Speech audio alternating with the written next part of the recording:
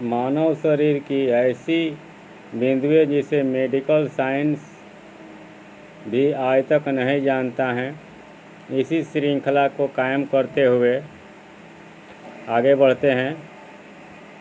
तीसरे केंद्र का नाम है मणिपुर केंद्र, चक्र या बिंदु। इस केंद्र को तीसरे नंबर से हम लोग नोट करके रखेंगे। इसका केंद्र नाभि के पीछे रीढ़ की हड्डी में होता है।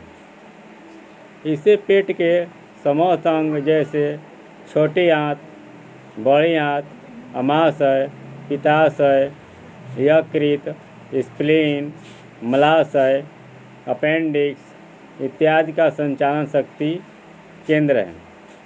शुगर अर्थात ग्लूकोज, इंसुलिन, पित्त पथरी, गैस, कब्ज, पेचिश, भूख न लगना इसी केंद्र से संबंधित हैं। इस केंद्र का सुस्त हो जाने से भूख न लगना, डकार आना, ज़्यादा एसिड बनना, अम्ल पित्त बनना, गला जलना, पथरी होना, यकृत में सूजन होना, स्प्लीन का सुस्त होने से काला जार, मलेरिया, टाइफाइड इत्यादि होने की संभावना बढ़ जाती है। इस केंद्र को सक्रिय कर देने से उपरोक्त समस्याएं नहीं होती हैं, अगर हैं तो नष्ट हो जाती हैं। चौथा केंद्र है अनाहत चक्र, केंद्र या बिंदु। इसका स्थान दोनों स्तन के मध्य भाग के पीछे स्त्री हो या पुरुष रीढ़ की हड्डी में होता है। इस केंद्र से हृदय, दोनों स्तन का विकास और दोनों बांह की संचालन क्रियाएं नियंत्रित होती हैं। दोनों स्तन का विकास दो प्रकार के पद्मों से होता है। दायां का नाम दायां आनंद कंद पद्म और बायां का नाम बायां आनंद कंद पद्म है। इसमें बाधा होने से स्तन का विकास नहीं होता है, जिससे नारी की सुंदरता विलुप्त हो जाती है। दूध का स्राव व निर्माण कला का बाधित होना भी इसी चक्र से निर्देशित होता है। इस केंद्र को सक्रिय कर देने से हृदय, उच्च रक्तचाप, निम्न रक्तचाप और स्तन की संचालन क्रियाएं ठीक हो जाती हैं। दोनों आनंद पद्म का पूर्ण निष्क्रिय हो जाना स्तन कैंसर का कारण बनता है। इस केंद्र पर धूमिलता आने से इस केंद्र पर निष्क्रिय तत्व जमा होने से इस केंद्र पर फ्री रेडिकल्स के जमा होने पर इस केंद्र पर विभिन्न प्रकार के मन में विकार उत्पन्न होने पर हृदय रोग की उत्पत्ति होती है, कोलेस्ट्रॉल बढ़ने लगता है। अगर इस केंद्र को सही सलामत कर दिया जाए तो बीमारी स्वतः धीरे धीरे ठीक होने लगती हैं।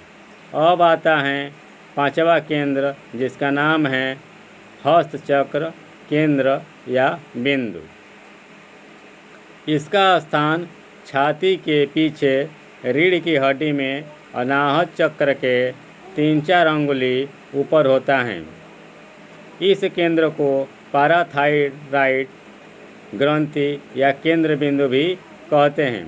इस केंद्र से दोनों फेफड़ा, दोनों बांह और छाती की पसलियाँ संचालित व नियंत्रित होती हैं।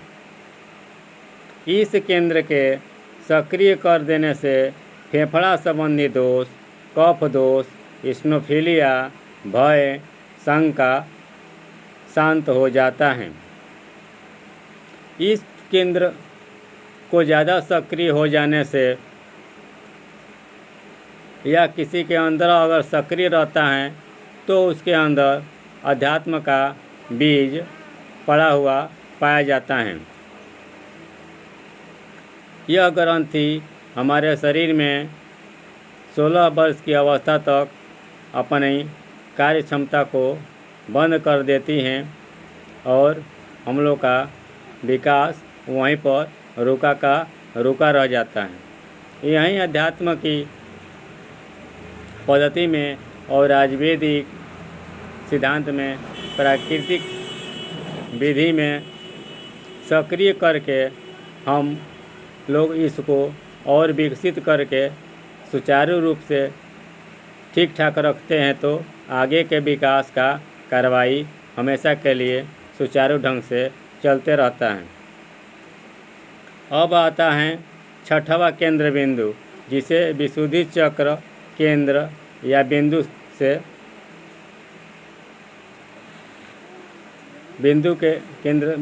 के नाम से हम जानेंगे अथवा जानते हैं। इसका स्थान कंठ के पास गर्दन के मूल भाग में है। इस केंद्र से गर्दन की संचालन क्रियाएं संपन्न होती हैं। यहीं पर थायराइड ग्रंथि होती हैं।